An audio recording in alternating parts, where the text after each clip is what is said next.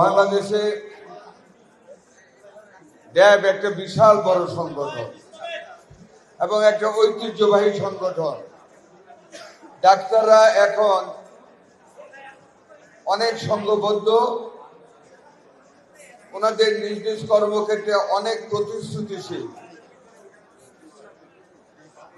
আমি স্বাস্থ্য এবং পরিবার কল্যাণ মন্ত্রণালয়ের মন্ত্রী। আমরা অনেকে সমালোচনা করে ফেলি, কিন্তু আমাদের একটা জিনিস দেখতে হবে, আমাদের দেশের বর্তমান জনসংখ্যা সে আনুপাতিক হারে আমাদের ডাক্তারদের সংখ্যা কত। আজকে আমি ঢাকা মেডিকেল কলেজ হসপিটালে তৎক্ষণাৎ ভিজিটে গিয়েছিলাম সকাল 9:30টায়। আমরা আসলে বাইরে থেকে যত খারাপ শুনি তত কিন্তু খারাপ না।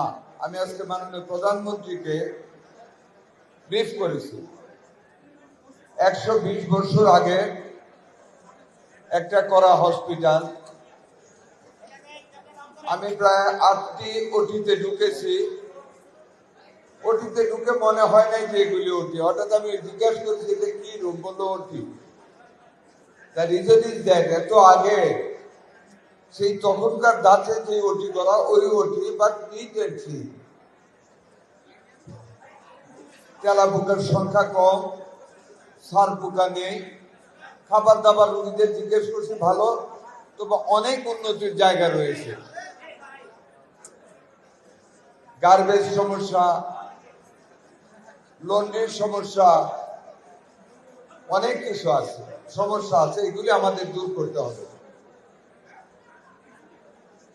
একটা ওটি দেখেছি সেখানে, নিশ্চয়ই জাহিদ ভাই জানেন, একটা বিশেষ বিজনেস গ্রুপ করে দিয়েছে 75 লাখ টাকা খরচ করে। সেই ওটিতে ঢুকে মনে হয় নাই যে এটা বাংলাদেশের কোনো ওটি। It can be compared with any ওটি অফ দ্য ওয়ার্ল্ড হসপিটাল। এত সুন্দর। আজকে মাননীয় প্রধানমন্ত্রীর সাথে আলাপ হয়েছে এবং কিছু বিজনেস মহলের সাথে আলাপ হয়েছে। আপনারা যারা সম্মানিত ডাক্তারগণ আছেন, আপনাদেরও অনেক কানেকশন আছে। যদি অন্তত যে ওটিগুলি আছে, বাংলাদেশে অনেক ব্যবসায়ীরা আছে যাদেরকে বলে নিজের সৌজন্যে এক একটা এরকম ওটি আমাদের করে দিতে পারেন। আপনারা দয়া করে সেটা বলবেন। আমরা অনেকের কাছে আপিল করেছি, দু একটা গ্রুপ আগিয়ে আসতেছেন। 1 কোটি টাকা খরচ করে একটা আধুনিক ওটি করলে এটা এমন কোনো বেশি কিছু খরচ না, ওনাদের জন্য ওনারা করতে পারে।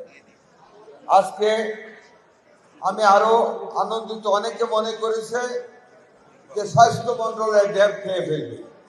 না, আমি তো প্রায় 12-14 দিন হলো বসতাম, কোনো আন্ডিও প্রভাব আমাদের কার্যক্রমে কেউ ফেলতেছে না। আমি ডাক্তারদের সকল মহলকে, আমাদের নেতৃবৃন্দকে অন্তঃস্থল থেকে আন্তরিক ধন্যবাদ ও মোবারকবাদ জানাচ্ছি। সেজন্য আমরা ডাক্তারদের সকল সুযোগ সুবিধার দিকে আমরা তীক্ষ্ণ দৃষ্টি দেব।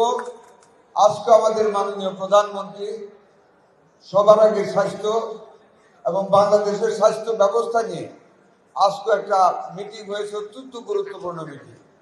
অনেকগুলি ব্যাপারে সিদ্ধান্ত নেওয়া হয়েছে। জনকল্যাণে প্রান্তিকে ডোজ স্টোরে কিভাবে সেবা পৌঁছে দেওয়া যায়, কিভাবে আরো বেটার সার্ভিস দেওয়া যায়, আরো ডাক্তার নিয়োগ করা যায়, সামগ্রিক দিক থেকে অনেক চেষ্টা করা হচ্ছে।